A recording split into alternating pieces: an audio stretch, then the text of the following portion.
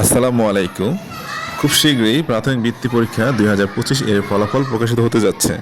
এই প্রাথমিকের বৃত্তি পরীক্ষার ফলাফল দেখার জন্য আমরা আমাদের মোবাইল, ল্যাপটপ, কম্পিউটার এর যে কোনো একটি ইন্টারনেট ব্রাউজিং ওপেন করব। তো আমাদের এখানে আছে গুগল ক্রোম, আমরা গুগল ক্রোম ওপেন করলাম। এরপর আমাদের এখানে সার্চ বক্সে অথবা এই ওয়েব অ্যাড্রেস বারে আমরা IPEMIS এর ওয়েবসাইটটি লিখব, IPEMIS.dpe.gov.bd। এই অ্যাড্রেসটি আমরা লিখে তারপরে যাব IPMS এর ওয়েবসাইটে। এখানে যাওয়ার পর আমরা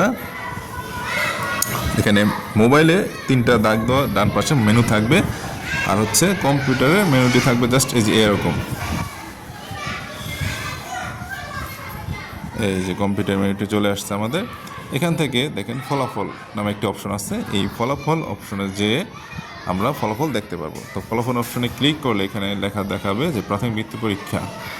প্রাথমিক বৃত্তি পরীক্ষাতে ক্লিক করব। ক্লিক করার পরে এখানে লেখা আছে পরীক্ষার সন আর হচ্ছে রোল নং। তো আমরা এই মেনু থেকে পরীক্ষার ফল এর প্রাথমিক বৃত্তি পরীক্ষা 2025 এটা লেখাই থাকবে অটোমেটিক। তো এখানে রোল নংয়ের জায়গায় আমরা আমাদের রোল নংটা বসাবো। আমাদের প্রবেশপত্রে যে রোল নংটা দেওয়া থাকে এই রোল নংটি দিয়ে সাবমিট করলেই আমরা আমাদের কাঙ্ক্ষিত ফলাফল দেখতে পাবো।